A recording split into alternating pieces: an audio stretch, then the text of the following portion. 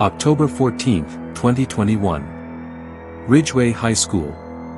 A public school in a suburban town. Built in 1978. Renovated in 2005. 2,000 students. Standard classrooms. Standard hallways. Standard bathrooms. Nothing unusual about the building. Nothing unusual about the history. No famous crimes. No tragic deaths. No urban legends before that night. That is what makes the mirror so strange. It appeared without warning. Without context. Without any reason to exist. The girls' bathroom on the second floor. East wing. Room 217. 3 stalls. 2 sinks. 1 large mirror above the sinks. Fluorescent lighting. White tile floor. Gray walls. The most ordinary bathroom in the most ordinary school. Students use it between classes. Teachers use it during prep periods. Custodians clean it every night at 9 p.m. For 43 years, nothing happened in that bathroom. Then October 14, 2021 happened. A freshman named Mia Thompson used the bathroom after volleyball practice. Practice ended at 8:30 p.m. She stayed late to talk to her coach. By the time she walked to the east wing, it was 9:15 p.m. The building was mostly empty. The custodians were on the first floor. Mia walked into the bathroom. She washed her hands. She looked up at the mirror. And she saw something wrong. The reflection showed the same bathroom. Same sinks. Same stalls. Same tile floor. But the stalls were in different positions. The first stall was on the left in the reflection. It should be on the right. The lighting was dim in the reflection. The real bathroom had bright fluorescence. And in the reflection, the last stall, the handicapped stall at the far end, had its door open. In the real bathroom, the door was closed. Through the open door in the reflection, Mia saw a figure standing inside the stall. Facing the mirror. Facing her. But no one was in the real stall. She checked. She opened the door. Empty. She looked back at the mirror. The figure was still there. A girl. Same height as Mia. Same dark hair. Same volleyball practice clothes. The figure raised its right hand. Mia looked at her own right hand. It was at her side. The figure was not her reflection. It was someone else. Something else. Wearing her face. Mia ran. She did not tell anyone for 3 days. When she finally told her mother, the school installed a new mirror. The old mirror was removed. Taken to storage. The new mirror was identical. Same size. Same frame. Same position on the wall. The first night after installation, the custodian checked the bathroom at 11 p.m. The new mirror showed the same thing. Stalls in different positions. Dim lighting.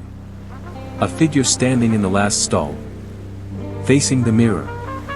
The custodian quit the next morning. Between October 2021 and March 2024, 17 students reported seeing the same reflection. Not all of them knew about Mia's story. The school tried to keep it quiet. But students talk.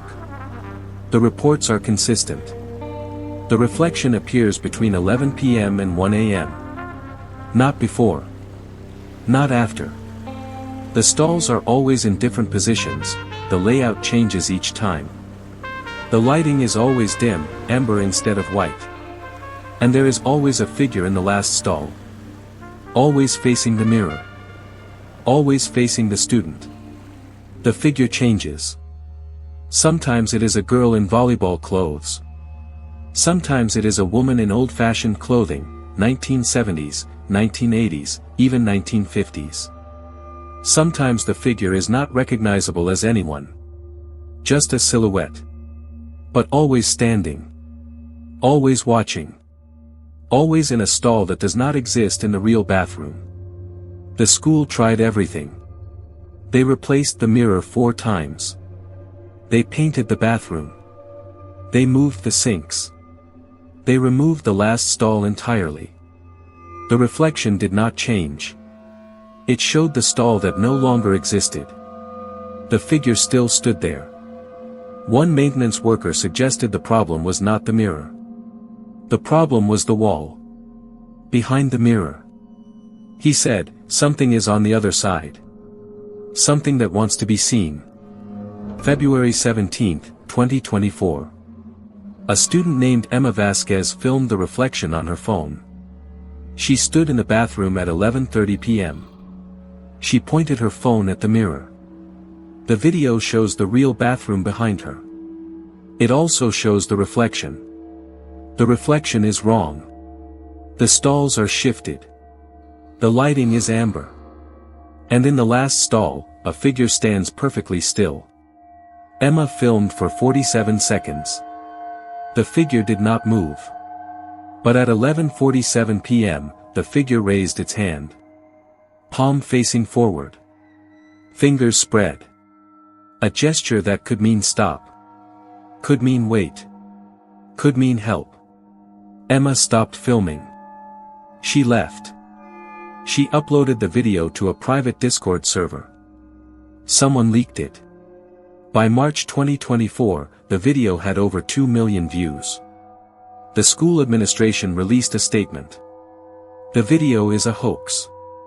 The reflection is caused by lighting conditions and camera distortion. There is no figure in the bathroom. But they could not explain why the same hoax had been reported by 17 students over 3 years. Or why the maintenance workers refused to enter the bathroom after 10 p.m. Or why the custodian who first saw the figure now sees a therapist weekly. Emma Vasquez was interviewed by a local news station. She said, "I know what I saw. The reflection was not my reflection. The figure was not me. And when I watched the video later, I noticed something I did not see in person. The figure's hand moved at the same time as my hand. But I was not raising my hand. I was holding my phone. The figure was mirroring me. But it was not me. It was someone who looks like me. Someone who wants me to know that she is watching from a place I cannot reach." The news station did not air the full interview. The school district requested they drop the story. They dropped it. But the video remains online. The bathroom remains open. Students still use it during the day. But after 9 p.m., the east wing is empty. The custodians clean the first floor first. They leave the second floor for last. They clean the girls' bathroom with the lights on. They do not look at the mirror. They face the wall while they mop. They finish quickly. They lock the door behind them. He specialized in architectural anomalies, spaces that do not match their blueprints. He had worked on hospitals, office buildings, and one prison where a corridor appeared to be 12 feet longer at night than during the day. He did not believe in ghosts. He believed in measurement. Robert Chen spent 3 nights in the girls' bathroom on the second floor. He brought laser measuring tools, thermal cameras, and a device that detects electromagnetic fields. He measured the bathroom during the day. He measured it at night. He compared the dimensions. Everything matched. The walls were where they should be. The stalls were where they should be. The mirror was mounted correctly. No hidden spaces. No structural anomalies. But his thermal camera recorded something strange. Between 11 p.m. and 1 a.m., the temperature behind the mirror dropped. Not much. 3 degrees. But consistently. Every night. The wall behind the mirror was 68 degrees during the day. At 11 p.m., it dropped to 65 degrees. At midnight, 64 degrees. At 1 a.m., it returned to 68 degrees. The rest of the wall, left of the mirror, right of the mirror, above the mirror, stayed at 68 degrees. Only the space directly behind the mirror got cold. Robert Chen removed the mirror. He placed his thermal camera against the bare wall. The cold spot was still there. A perfect rectangle the size of the mirror. Something on the other side of the wall was cold. Something that appeared at 11 p.m. and disappeared at 1 a.m. He drilled a small hole. 1/4 inch. Just big enough to insert a fiber optic camera. He pushed the camera into the wall cavity. The camera showed insulation. Wooden studs. Electrical wiring. Normal. Nothing unusual. But the temperature reading from the camera was 45 degrees. 15 degrees colder than it should be. The wall cavity was cold. But there was nothing in the cavity to explain the cold. Robert Chen filed his report. He wrote, "There is no structural explanation for the temperature anomaly. The wall cavity is empty. The insulation is intact. The cold is not coming from a draft or a pipe. It is coming from something that does not appear on any instrument except the thermometer. I cannot explain what is behind that wall. But something is there. And it is cold." The school did not release his report. They filed it in a drawer. They told the principal to stop discussing the bathroom with staff. They hoped the story would go away. It did not. March 2022. A sophomore named Jasmine Reyes used the bathroom after a late study session. She was alone. She knew the stories. She did not believe them. She washed her hands. She looked at the mirror. The reflection was wrong. The stalls were shifted. The lighting was amber. And in the last stall, a figure stood facing her. Jasmine did not run. She stared. She later told investigators, "I wanted to see if it would move. It didn't. But I noticed something. The figure was wearing the same clothes as me. Same hoodie. Same jeans. Same sneakers. But my hoodie is gray. In the reflection, it was red. Everything else was the same. But the color was wrong." Jasmine took out her phone. She did not film. She took a photo. The photo showed the real bathroom. Normal stalls. Normal lighting. No figure. She looked back at including the girls' bathroom. In 1979, Margaret Doyle stopped showing up to work. No notice. No explanation. She simply disappeared. Her family reported her missing. The police searched the school. They found nothing. The case went cold. Sarah Mitchell requested Margaret Doyle's personnel file.